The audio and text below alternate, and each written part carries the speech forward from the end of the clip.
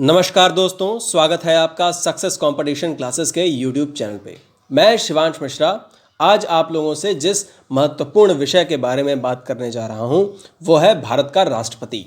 भारत का राष्ट्रपति कौन होता है, उसका निर्वाचन किस प्रकार से होता है, उसकी पदमुक्ति या फिर महाभियोग की प्रक्रिया क्या है और भारत के राष्ट्रपति की शक्तियां क्या क्या होती हैं, इसके बारे में हम इस अध्याय में पढ़ेंगे। तो आइए दोस्तों शुरू करते हैं।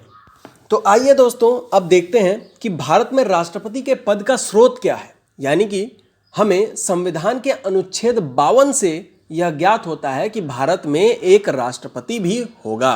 ठीक है, भारत का एक राष्ट्रपति होगा। राष्ट्रपति भारत का प्रथम नागरिक होता है। भारत के संसदीय लोकतंत्र में वह नाम मात्र की कार्यपालिका होता है। नाम मात्र की कार्यपालिका से मतलब ये है कि भारत के राष्ट्रपति को वास्तविक शक्तियां प्राप्त नहीं होती। वो शक्तियां मंत्रिपरिषद या फिर जो प्रधानमंत्री है उसमें निहित होती हैं।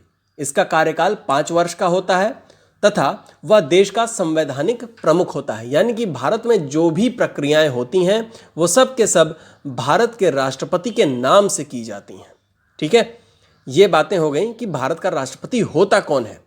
अब हम देखेंगे कि भारत के राष्ट्रपति बनने की योग्यताएं क्या क्या होनी चाहिए, ताकि अगर कोई व्यक्ति भारत का राष्ट्रपति बनना चाहता है तो उसको इन योग्यताओं को पूरा करना आवश्यक है।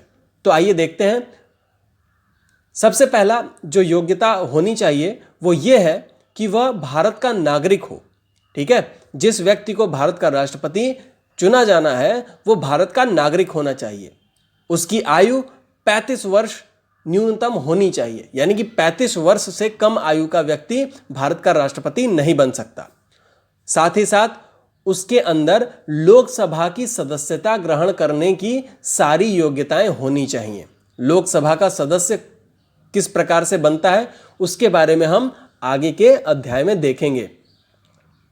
इसके साथ ही वह व्यक्ति लाभ का पद धारण न करता हो।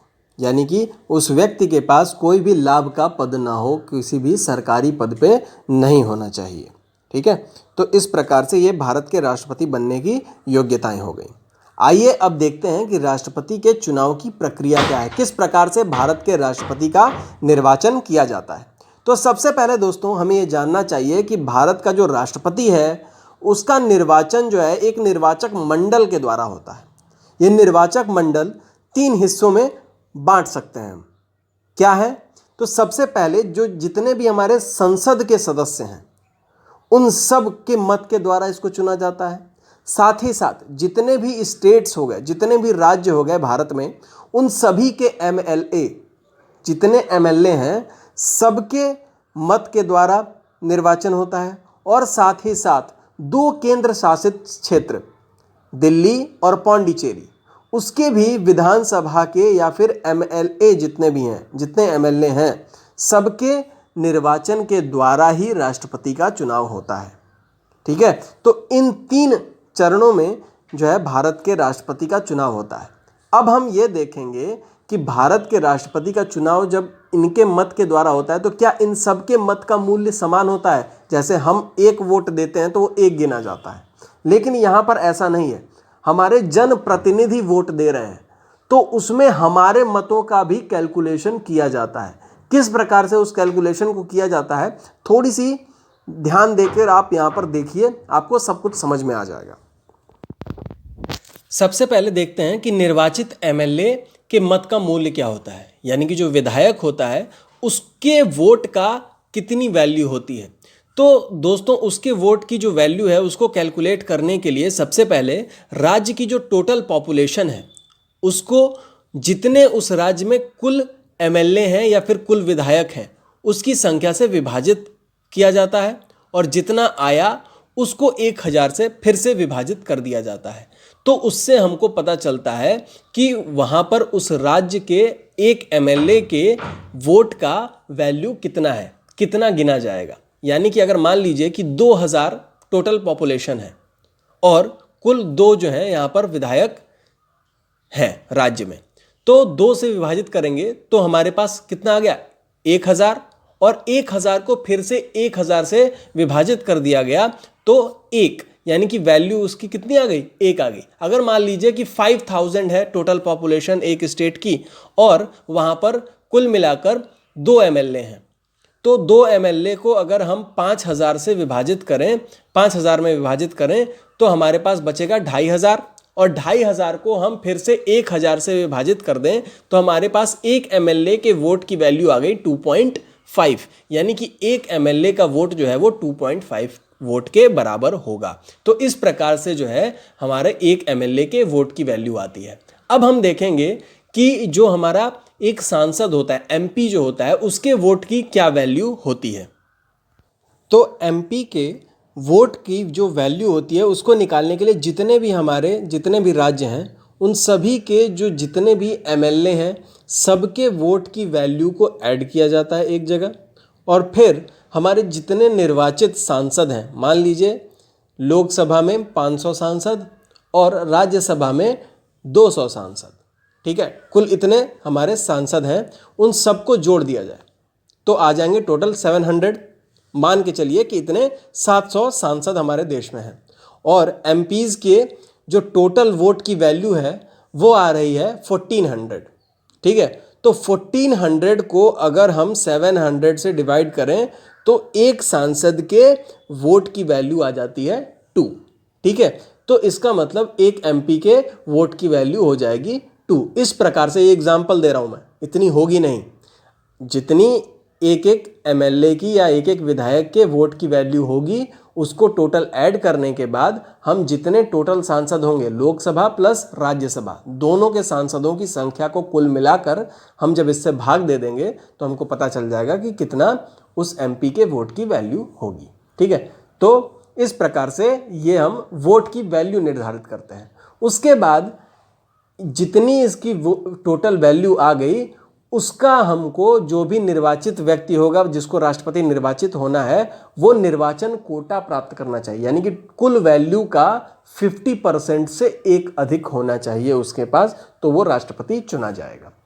अब ये देखिए कि यहाँ पर इतनी भी साधारण प्रक्रिया से अभी भी चुनाव नहीं होता। ये तो टोटल हमने वोट की वैल्यू के बारे में जानकारी प्राप्त की कि एक सांसद और एक विधायक के वोट की वैल्यू क्या होती है। अब हमें यह जानना है कि इसका चुनाव किस प्रक्रिया के द्वारा होता है, निर्वाचन कोटा की प्राप्ति एक राष्ट्रपति को किस प्रकार से होती है। दोस्तों, राष्ट्रपति का निर्वाचन अप्रत्यक्ष, आनुपातिक व एकल हस्तांतरणीय या संक्रमणीय मत पद्धति के द्वारा होता है तथा इसमें गुप्त मतदान का प्रयोग किया जाता है। क्या मतलब है इसका? सबसे पहले एक एक चीज को हम आइए समझते हुए चलते हैं। यहां पर राष्ट्रपति का निर्वाचन अप्रत्यक्ष रूप से होता है। अप्रत्यक्ष रूप से मतलब कि भारत के जितने भी नागरिक हैं वो डायरेक्टली भारत के राष्ट्रपति के चुनाव में अपना मत नहीं देते, ठीक है, डायरेक्ट वोटिंग नहीं होती। इसके बाद आनुपातिक। आनुपातिक का मतलब है कि जिस प्रकार से किसी एमपी और एमएलए की वोट की वैल्यू को निकाला जाता है उसे ही हम आनुपातिक विधि कह रहे हैं, कि किस अनुपात से उसके वोट को कैलकुलेट किया गया है। इसके बाद हस्तांतरणीय या फिर संक्रमणीय मत पद्धति से क्या मतलब है उसको समझते हैं। दोस्तों, निर्वाचक मंडल के प्रत्येक सदस्य को एक वोट डालने का अधिकार होता है, लेकिन उसको यह छूट दी जाती है कि वह अपने मतपत्र में उम्मीदवारों की संख्या के अनुसार उनको वरीयता क्रम इंगित कर सकता है, उसको दिखा सकता है कि उसका कौन सा वरीयता क्रम होगा। मतदान के बाद यदि पहले चरण में मतगणना के बाद किसी उम्मीदवार को निर्वाचन कोटा नहीं मिलता है तो क्या होगा कि उसको जिसको सबसे कम वोट मिले हैं वो उसकी वरीयता क्रम में जो दूसरे स्थान पर व्यक्ति है उसको वोट ट्रांसफर हो जाते हैं। इस पूरी प्रक्रिया को आइए हम एक क्लिप के माध्यम से इससे समझने की कोशिश करते हैं।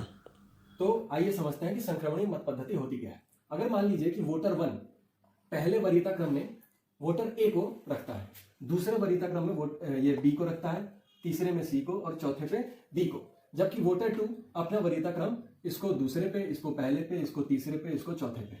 वोटर 3 जो है इसको पहले पे, इसको दूसरे पे, इसको चौथे पे, इसको तीसरे पे, और वोटर 4 जो है फिर से इसको पहले पे, इसको दूसरे पे, इसको तीसरे पे और इसको चौथे पे रखता है।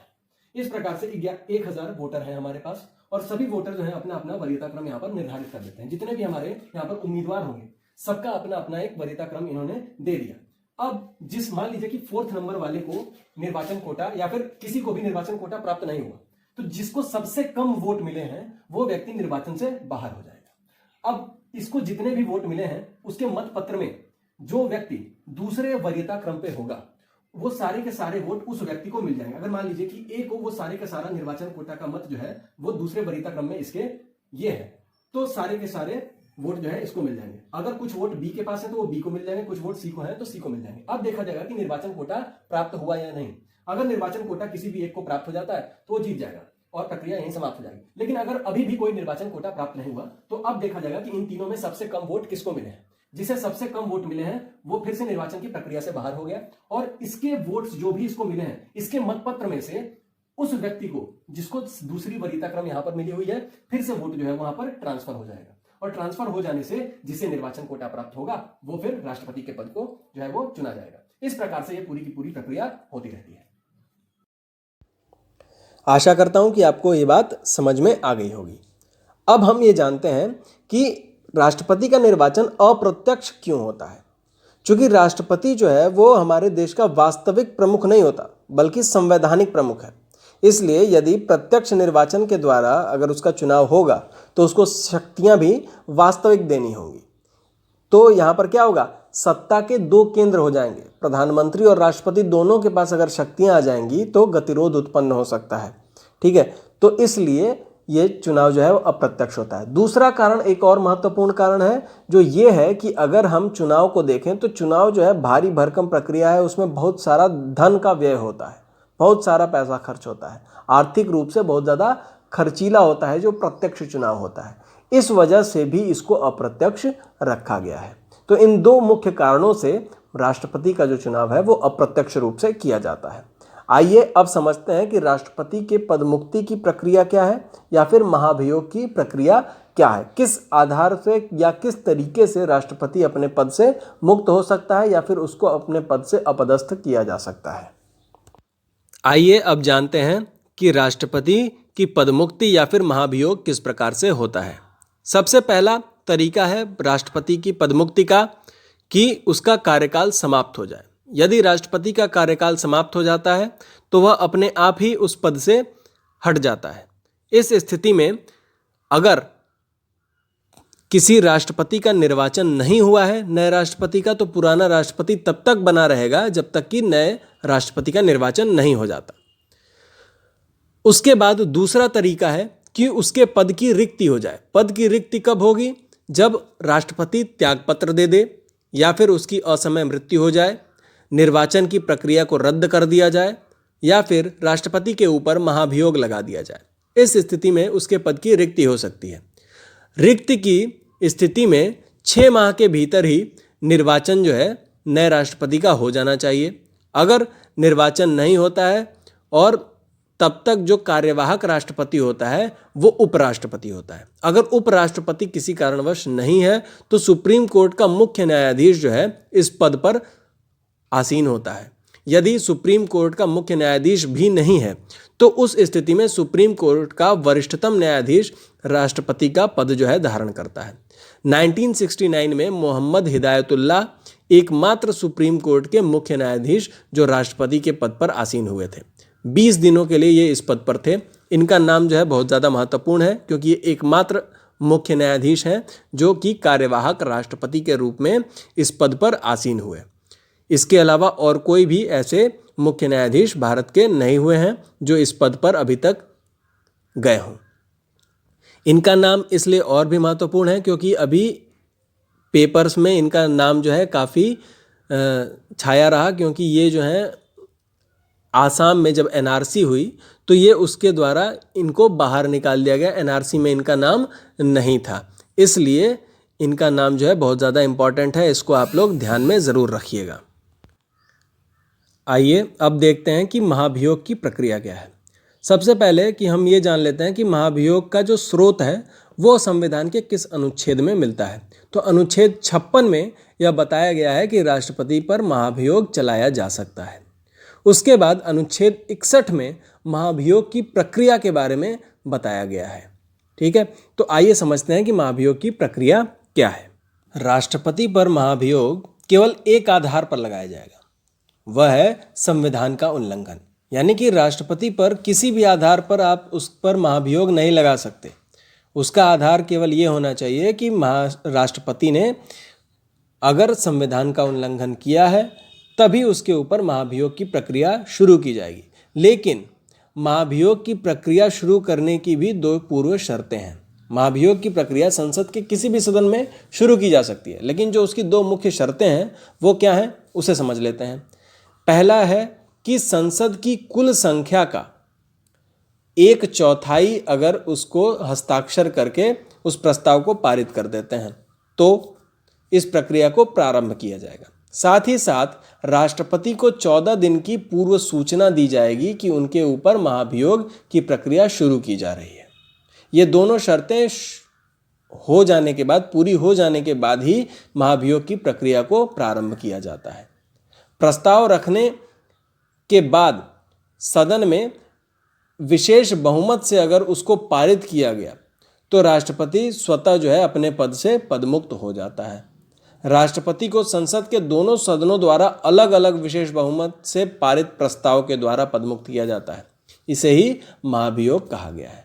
यानी कि राष्ट्रपति किसी एक सदन में अगर विशेष बहुमत से पारित होता है और दूसरे में नहीं हो पाता तो उसके ऊपर महाभियोग की प्रक्रिया पूर्ण नहीं हो पाएगी।